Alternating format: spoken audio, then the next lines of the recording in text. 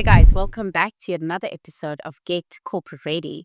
And today we're tackling yet another interview question that is typically asked and not always in exactly the same way, but we'll get into that. One of the key questions that you are going to get asked from an interview perspective is, what are your strengths and weaknesses? It's a classic interview question. And like I said, they won't always ask it in that particular way. It may ask you, what do you think you're really good at? Or what do you think is one thing that you need to develop on, right? So it's not always going to sound like strengths and weaknesses, but that's typically what they're asking for. And the catch here, guys, is twofold, right?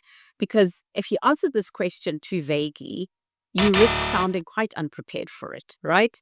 But on the flip side, if you overshare, you actually risk raising some red flags that you probably don't want to be doing. So let's talk about how to answer these questions in a smart way. So let's start with strengths, right? When it comes to talking about your strengths, always match the strength with something that you think is going to be relevant for the role. It doesn't help to speak about a strength when you're interviewing for a role in a corporate firm and you say, oh, my strength is singing. I'm really good at singing. Singing in the job, not quite on the job spec, right? And I know you're probably laughing and thinking that's silly, but I'm giving an example, right? So it's important that as you raise a strength, it's something that you know is going to be relevant. And why am I saying this? Because as recruiters, when we ask about what your strengths are, we're not just wanting to get to know you better. So don't give us a hobby or an interest. Give us something that's going to help us decide whether you're someone that's going to fit into the organization. And that's why it's so important for you to be able to pair it with the role that you're applying for. So how do you go about doing this? I always suggest that you pick 2 or 3 strengths that you think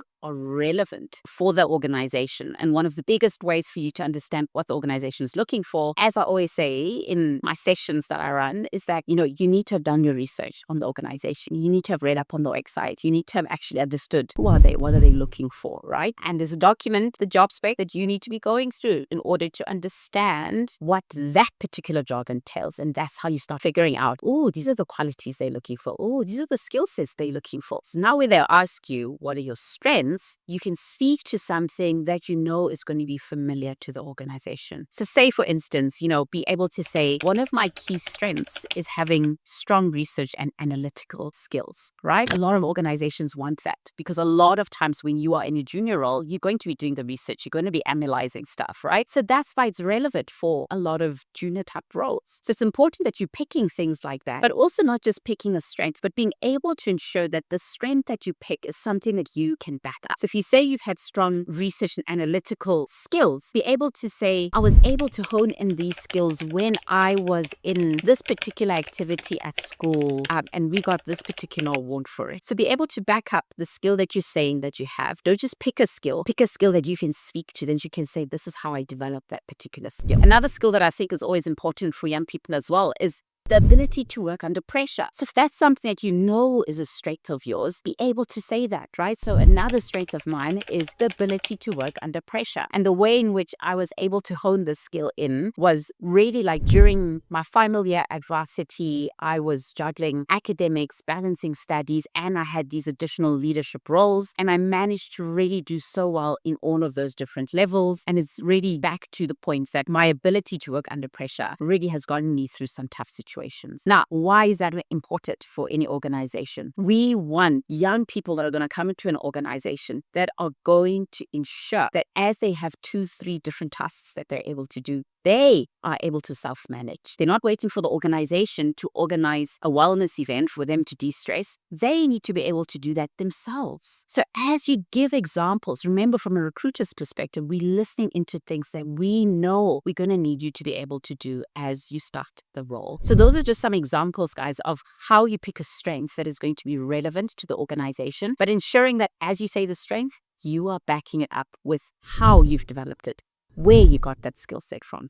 That's what's going to help you stand out. Now, when they ask you about weaknesses or development areas, right, you need to learn to be honest about it, but strategic. What do I mean by this? It all goes back down to how you answer the question. 2 people can say exactly the same weakness, but how they've articulated the weakness either makes them stand up or makes them seem like a red flag, right? And I've been in a lot of interviews to know this. So one of the things from a weakness perspective is I want you to learn to avoid cliches, right? Things like, oh, I'm a perfectionist. It's not a real weakness. There's strengths in being a perfectionist as well, right? But what creates perfectionism?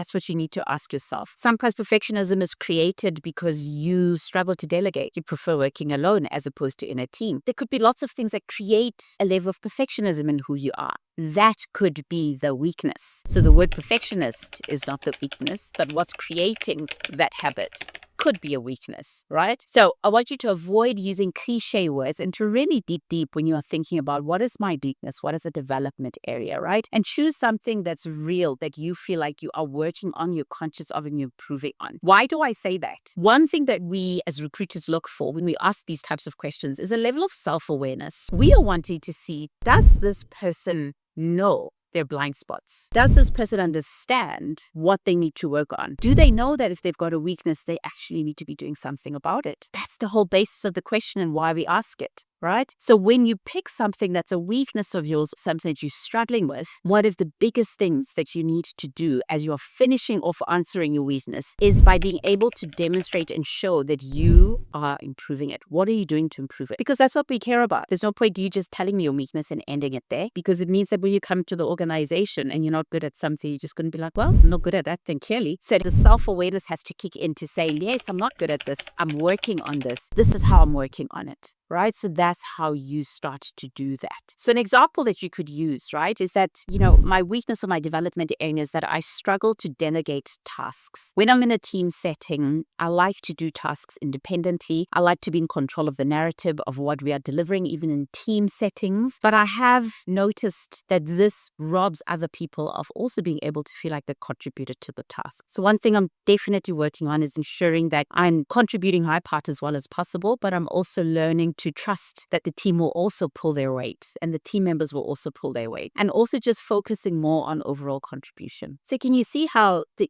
development area of the weakness is the inability to delegate tasks, but you're also describing the strength behind that, and that I work well independently. I enjoy being in control of the deliverable because I believe the quality of my work stands out on its own. But I also understand that the other team members also have an opportunity in doing this team project to contribute meaningfully. And it's important to focus on overall contribution. So yes, we're speaking about a weakness, but in that you've highlighted some of the things that are your strengths, and you've also showed a level of self-awareness around why it's important to work well in teams as well. So that's how you start unpacking the weakness question or the development area question. Always end with what you are learning, how you are working on it. And the career playbook that we've curated as Get Corporate Ready really walks you through all of the toughest interview questions. And this particular question, strengths and weaknesses, is something that's included in that playbook as well, with some sample answers and strategies that actually work. So guys, like I say, the career playbook is something I've curated from being in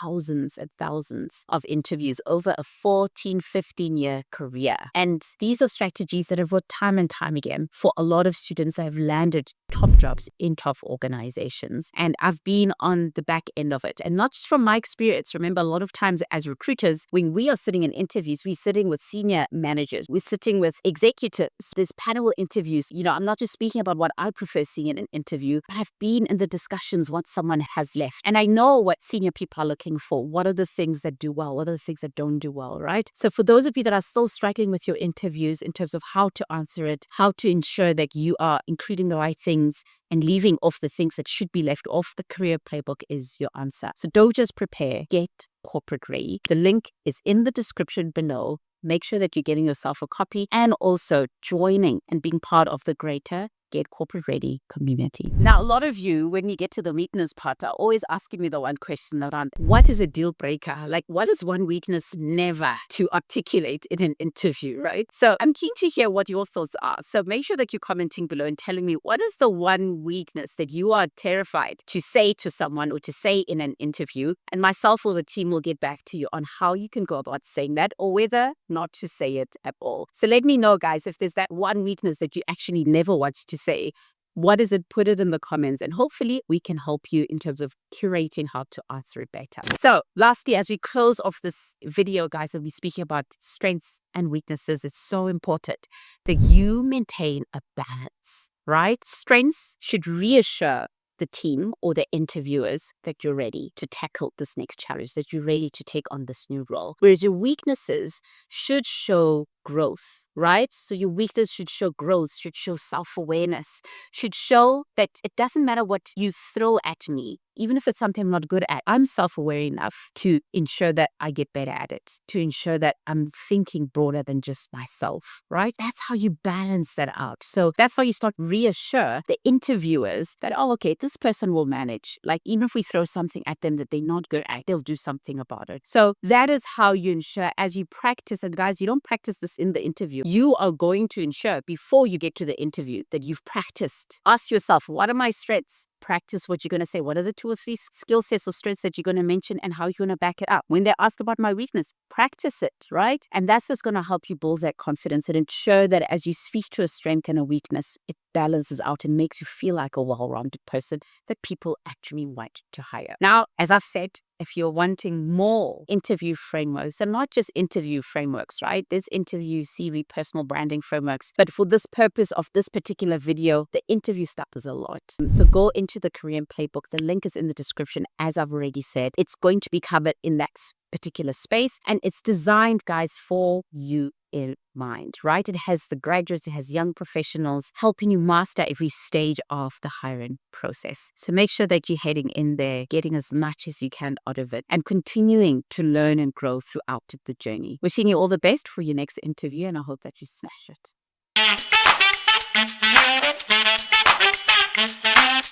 it.